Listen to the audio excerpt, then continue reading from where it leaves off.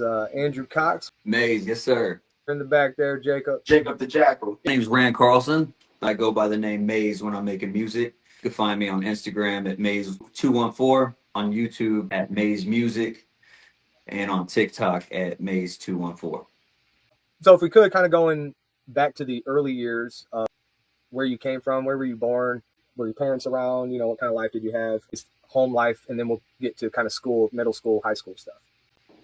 Yeah, so I was born in Acapulco, Mexico. Relationship. My father was an addict and an alcoholic, pretty abusive, verbally, physically, and so my mom left me, and my mom left, and we came to Dallas. Played sports, played baseball, football, basketball, soccer. I kind of played them all, and but my experience was it was something we did before football came on TV. It was like you go on Sunday, you're looking at the clock, you're waiting to get out. It's like, why is the pastor still preaching? I'm hungry. You go get some Mexican food and then you watch football all day. So that was kind of my experience growing up with God. What denomination are you?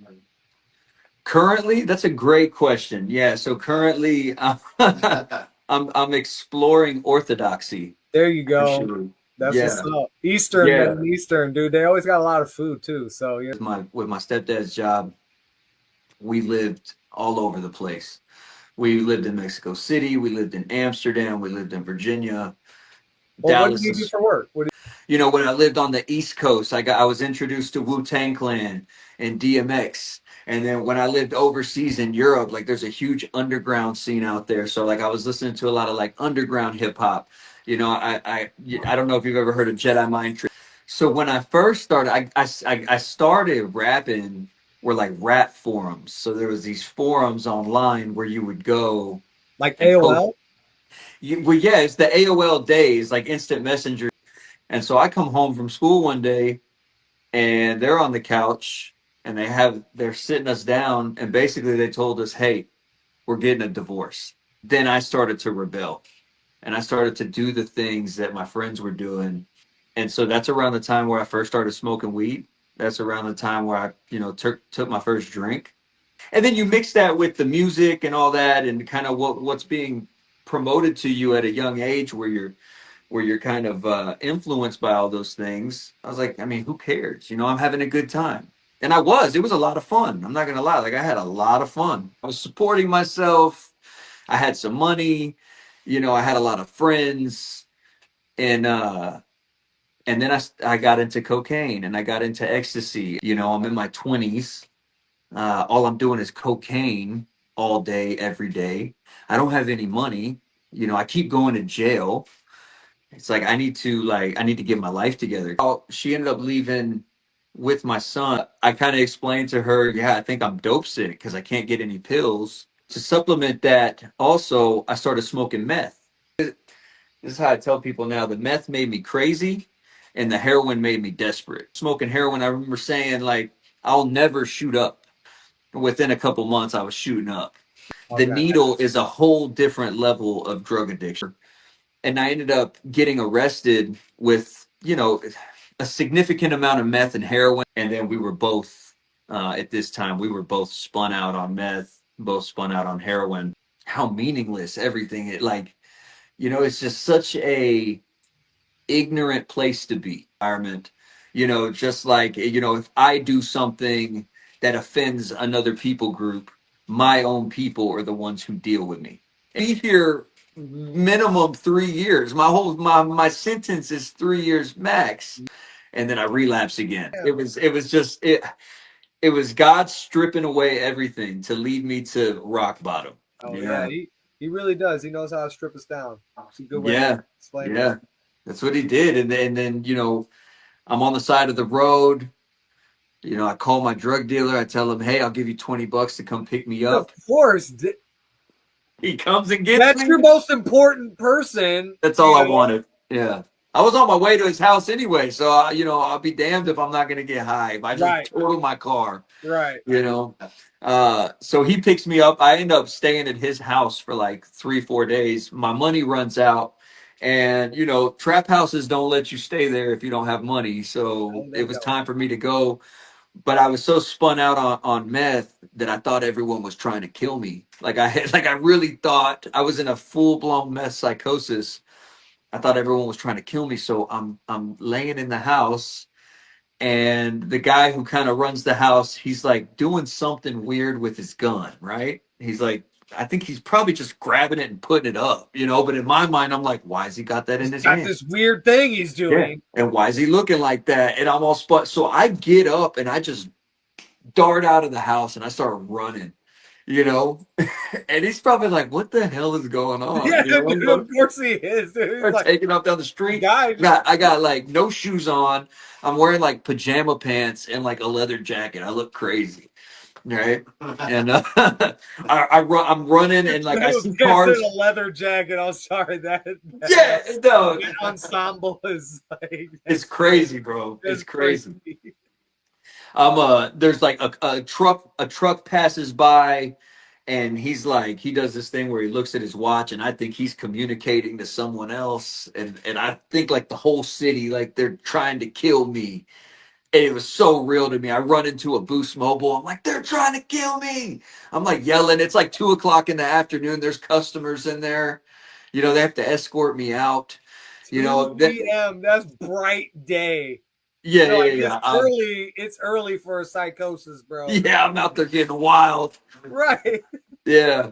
And so I'm on the streets for a couple of days, and I'm riding on the train just to sleep on the train. And I remember like hearing people behind me just talk about how bad I smelled, you know, and how dirty I looked. And um dude, I was just rock bottom, man. It was just I was ready to give up.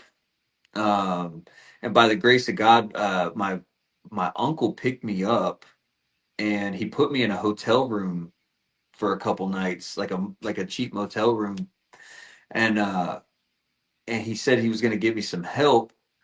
And I remember I had $20, and I was calling everywhere to try to get some drugs, and nobody would pick up the phone, which is weird. So I detoxed off heroin in that hotel room, just cold turkey, and it was miserable. And then he took me to a ministry in Dallas called the Men of Nehemiah, which is actually where I work now. Oh, cool. And it's kind of like a faith-based military boot camp style rehab center, and it's a 9 month long process. But I had like no options left. I didn't know what to do. So he took me there. He dropped me off, and I walk in, and like it's like a culture shock. There's guys walking around in military uniforms. You know, there's a little, 5'2" drill sergeant yelling at everybody, and I'm like, where the hell am I? You know. But I had nowhere else to go. So I kind of my plan was I'm going to stay here, get some food. I'm going to come up with a plan and I'm going to go. And I just kind of, a day turned into a week, turned into a month. And they were teaching like they were teaching the Bible and the gospel. And, it just started to come to life for me. And I started to realize, who Jesus was. And then I started to think, like, well, if Jesus is a real person and there's historic evidence that points Outside the to him, Bible, he yeah, that points oh, to him being a right. real person, and then he's making these claims that are backed up by all these eyewitness accounts that are pretty reliable sources of information. I don't get why people don't follow it logically like this. Go ahead. Yeah, it's like, so I'm thinking it's like, and he's saying these wild claims about himself. It's like, well, these are some very serious implications, right? And then I start to see people in this rehab center, like graduates of the program, that are following Jesus, and they used to be heroin addicts like me, but now they have their families back and they're owners of businesses and they're thriving and they're bearing fruit. And I'm like, well, I want what they have. So I'm like, well, I'll give this Jesus thing a go. I don't really believe, but hey, I mean, it's got to be better than walking around homeless on the streets, spun out of my Right. mind. Yeah. And so I slowly started to give myself over to this whole Christianity thing. And I ended up getting baptized. And dude, I just was really on fire for the Lord. And I came to believe, like, at first I didn't really believe, but then as I started doing my own like research and I had people to disciple me, I mean, I was thoroughly convinced, and then my life started to do this, not necessarily materially. Yeah, Like I'm right. not, this isn't prosperity gospel. I'm No. talking about the healing of my heart, Yeah. and now all of a sudden all these resentments and stuff like started to go away. I started to have a good relationship with my parents again. I started to build relationships with other people. I was such a like isolated just junkie, and people started to trust me again, which was wild. To be trusted is it feels great to Yeah. have people have trust in you. If nobody's actually had that, like that full embodied trust with your life, with their life, you don't, again, it's something that's really hard to explain how it feels to be in a position to have somebody's trust like that. It's amazing, Yeah. but yeah. Yeah. And so like a month, it's a 9-month program. I ended up graduating the program. And then they gave me a job. They hired me. And it's really cool. This ministry, maybe you can plug it in the comment section or something like that for anyone who needs help. It was completely free. It was a 9-month program that I didn't have to pay a dime for, and it just had. I left that place with such a strong support network, and we do a lot of really cool things. So something that really helped me kind of uh, like fall in love with the process is there's we have a choir. So the way we get our message out is we go out to churches and we share our testimonies and we lead worship. But we're very unorthodox in our approach. So we rap, we have a like electric guitar, we have a really good drummer, like it's really like next level. And Good. so, I tried out for one of the rap parts and I ended up getting it, and then I became like the go-to rap person, and then I started rapping, like doing Christian rap through the ministry, and I really gave myself over to it. Uh, and yeah, I really do think that's one of the reasons why I got hired, because the founder of the organization is like this huge music guy, and so he saw my passion for music, and he was like, "I want you on staff." And so I started like bottom of the totem pole, and just over the years, I've kind of worked in different departments, different areas. And now I guess my title now is biblical director. So I'm kind of over, one leg of the stool. There's three different legs. So biblical, clinical, and military. So I'm over one of those departments. That's And cool. that was almost 8 years ago. And so I'm coming up on 8 years sober. And God completely transformed my life, man. And through the whole process, I just realized, like, man, they feed us this lie. They feed us this lie. Whoever it is, the Bible says that we don't wrestle against flesh and blood, but there's an actual spirit realm. There's a part in Ephesians chapter 2 where it says that we were dead in our trespasses and sins, following the course of this world, that we were following the prince of the power of the air, which is another name for Satan. And, when you think about, the prince of the power of the air, it's about influence. And so I really believe that spiritual warfare is about influence.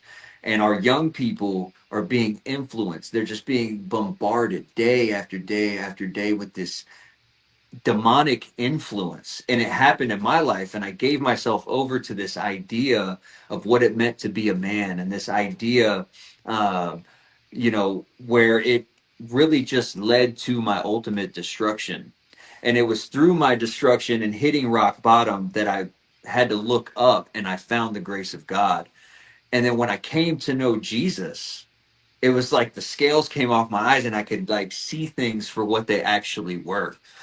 And so, you talk about this shift in music, and I see it too. I think people are starting to realize that this like low vibrational music is just not where it's at. I like you You saying the still, vibration. Are you saying like the actual how it yeah, used just to this be? overall low vibrational, like it's not good for your spirit. Like people are like, man, you think about it too deep, but music is very influential. And so if all you're listening to is murder, murder, kill, kill, if all you're listening to is bees and hoes and all that, you know, and glorifying this lifestyle that ultimately leads to destruction, you begin to mold your ideology around it. You know, we're on the flip side, you know what's really cool? What's cool is providing for your family. What's cool is not going to prison. What's cool is not using drugs if they destroy your life. You know, what's cool is going to work and bringing home a paycheck. You know, what's cool is being there for your daughter's soccer game. You know, like that's cool. But we Yeah. don't glorify that. We glorify all the things that kill us.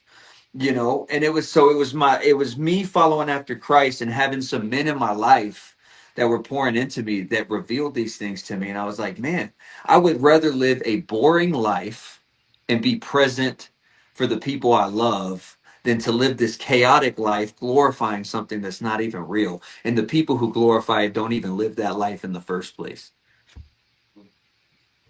So, dude, so very true. Yeah. Yeah, I man. It's I real. wanted to when you were talking about the drug life and how it was fun. Um, when people try to think about purpose in life, they think that it has to be a good time, you know, and it feels like if you're having a good time, then you're having purpose in life. I think that purpose is way different than pleasure, purpose, duty, things like this. Now, you say you had a fun life, and a lot of people would be like, fun is worth it. But do you feel that sometimes even not having fun, but doing what you have to do, you know, the duty of your life, whatever it may be, does that not give you greater satisfaction now, of course, looking back, than, you know, snorting a however big of a line or whatever? Like the best party night, could you think that the best party night even comes close to the purpose that you have now? Not even close, man. You know, back, you know that saying, laugh now, cry later? Like all that fun that I had when I was in the world and all that fun I had partying and doing drugs, like it was only fun in the moment, you know, but in the end, it just leaves you empty no matter what. You know, even if you had a fun week, eventually it leaves you empty and you always need more and more and more.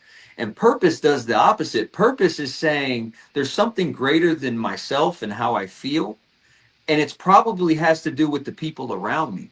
And you know, when you look at the life of Jesus, he was self-sacrificing love, and he paints this model for us to follow.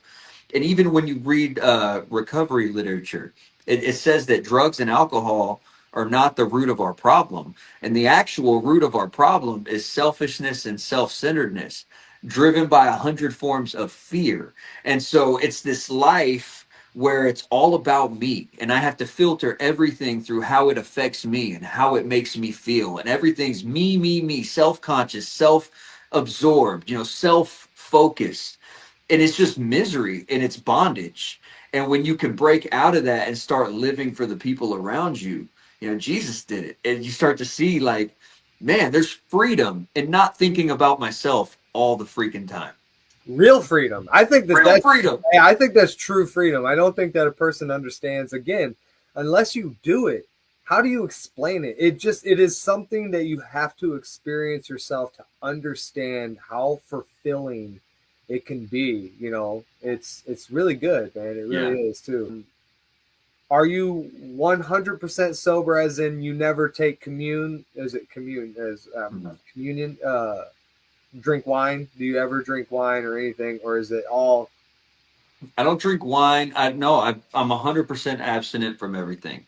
Now, in a church setting, if it's communion, you know, a little, you know, that's fine. But no, I don't. I don't drink recreationally. I don't smoke. I don't knock people who do. I I was going just to know ask my. you I what just know myself. I yeah, to me, and there's different philosophies on recovery, and so to me, it's like how can you live? How can you live the life? You know, how can you live a life where you're taking care of the people around you? You know, for me, I can't smoke weed and I can't drink because it'll lead me to everything else. You know, there's this thing called California clean, where it's like I don't do anything but smoke weed, and that works for some people. Mm. Hey, praise God. I love, I'm not gonna lie. I sometimes I think, man, smoking a blunt would make this movie so much better. You know what I mean? Yeah, I got But you. the promise of the 12 steps is that God will remove the obsession. So now I can have the thought, a hot day, I can say, man, a beer would be really nice. I can have the thought and then I can just put it to the side. Whereas before, my obsessive mind, if I think about the blunt, if I think about then eventually I'm going to end up using it. And so God's done that for me. He's removed the obsession. Now I know people, like I said earlier, that smoke and have awesome lives. Power to them if that's the lifestyle they choose. But for me, I mean, it's total abstinence.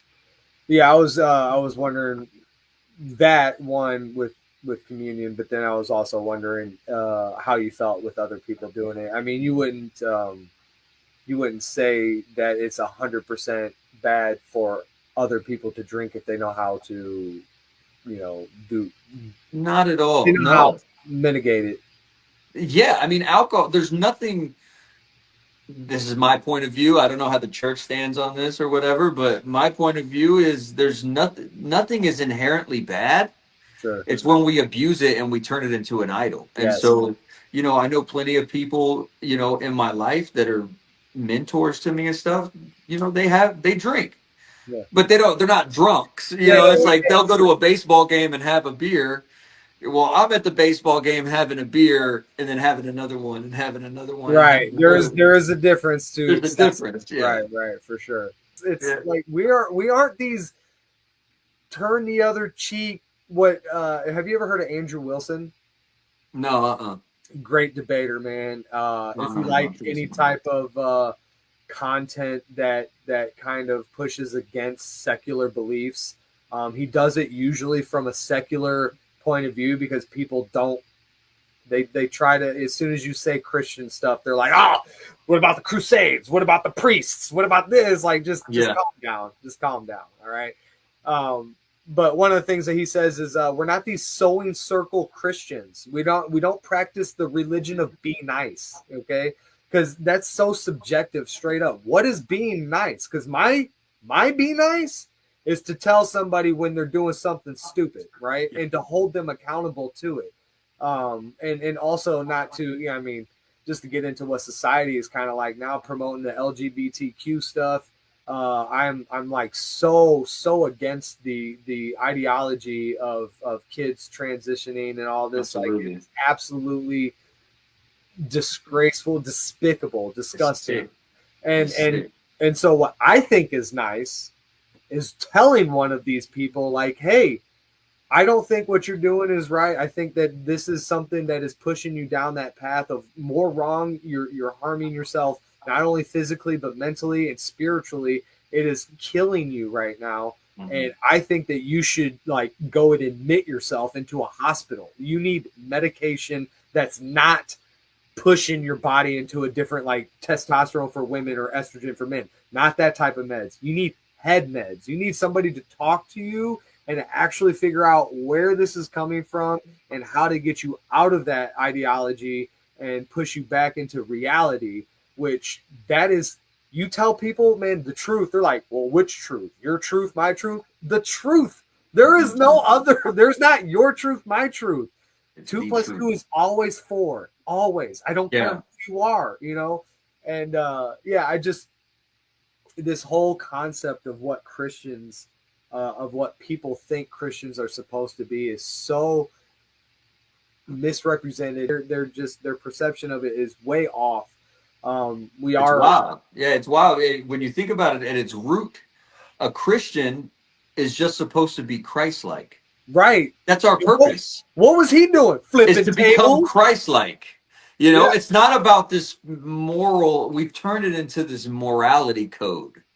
And so that's just like a very defeated version of Christianity because we're not always going to get it right. We're Right. not always going to. The truth is like, Jesus is who he is, and we're trying our best to model our lives after Yeah. him. We're Yeah. called to love the lost. Yeah. That doesn't mean we're called to be like, just co-sign Yeah. things that aren't, but also, some people's hearts are just hardened and you're not going to get through to them, True. and so it's like my whole thing is if Takes you a have certain. this certain agenda that you live by, you know America's a free country, and if you want to practice these things, that's on you. But don't come after the kids. Don't come after my kids with your stuff. I don't need to see you waving a flag and having a whole month for your thing, because we're not running around with flags talking about straight pride.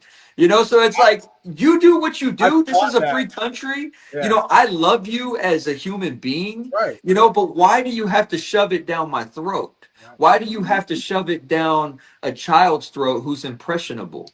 That just doesn't make any sense to me, and I don't understand it. And I think, it's all good to talk about everything except for Jesus. So it's Right. like it's the ones who are tolerant, the ones who are practicing tolerance, that are the most intolerant Intolerant. Yeah. when I want to Absolutely. practice my beliefs. Yes. Yes.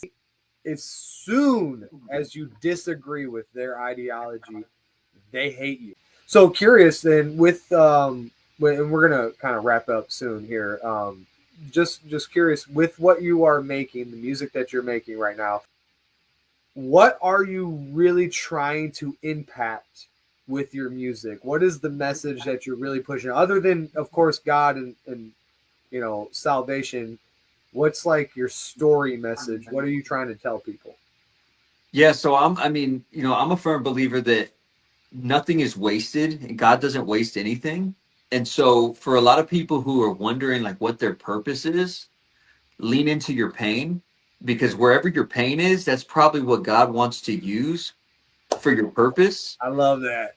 So for me, like, the ministry that I work at, there's 62 men in the program. There's 32 men in our aftercare program. That's almost 100 men. Then we have alumni. I mean, we have this huge, thing of men who have come through addiction and then get to the other side. And so they're always wondering, like, what is my purpose? Like, dude, your purpose is that you can pour into an addict's life like nobody else. God has given you that ministry because he didn't bring you through 20 years of heroin addiction so that you could get a job and go work in HVAC.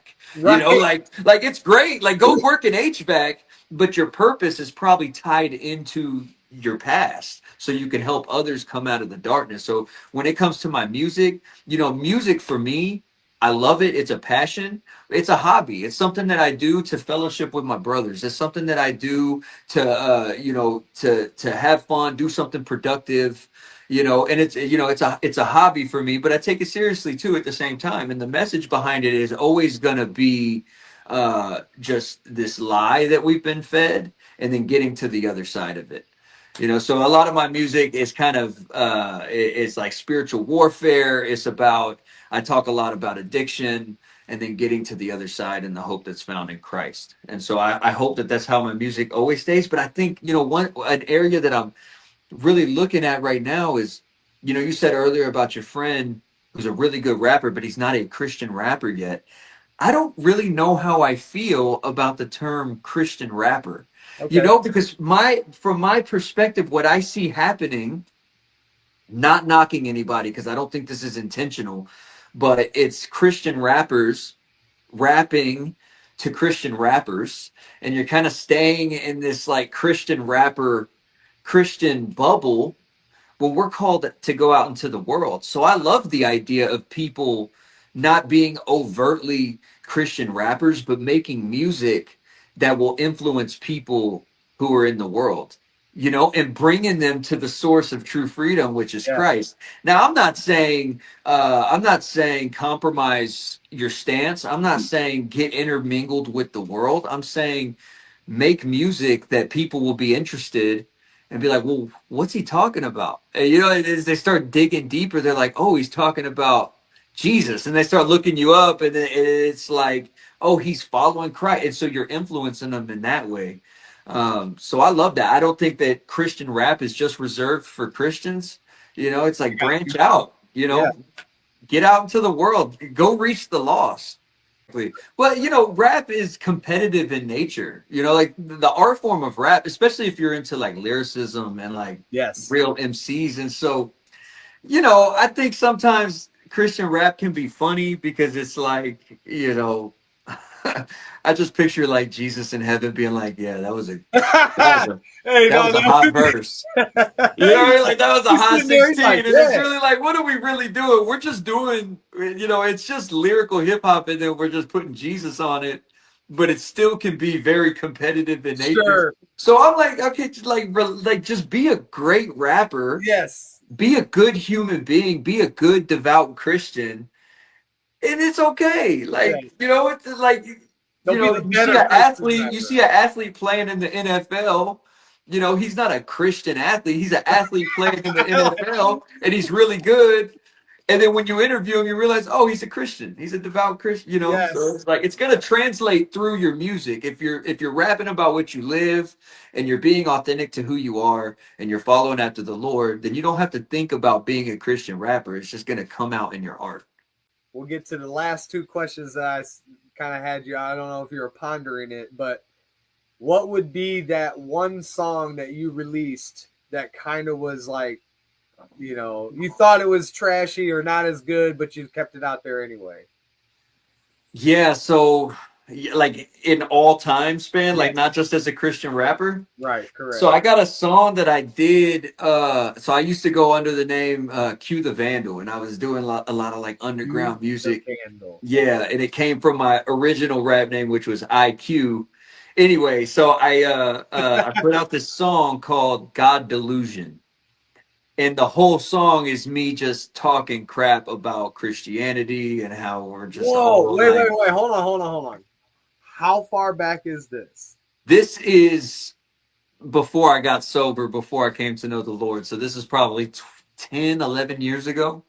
Okay. Now, I would have taken down all that music, but somewhere along the lines in my addiction, I lost all my passwords. And now, like, to get into YouTube, you have to have like two factor identification and nothing match. So it's just out there. You know, I've got all this music out there that's just satanic.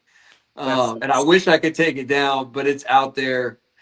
You know, that's probably one of those songs that's like, yeah, terrible song. Terrible, terrible. all right. Now the other one would be, what song did you think that you thought was gonna really hit and resonate, and it just didn't get the attention you were hoping for? You could have still got a lot of attention. You just thought, man, this one was gonna be it, you know, and you just Yeah, didn't. I did a song called Even If, and it's not really along the lines of the music that I usually make. I usually make music that's like boom bap 90s style, kind of darker, you know. But this song was one where I had a singer kind of singing under me in the hook. And the message is basically, even if I lose it all, God is still faithful. And I was really proud of that song. And you know, Good song. it's a good song.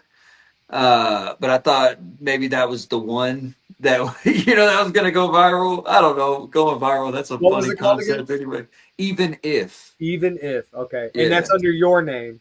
yeah, under Maze, yeah, and it's featuring my friend Dale Moorhead, and he kind of does the under, whatever you call it. He sings under me as I rap in the hook.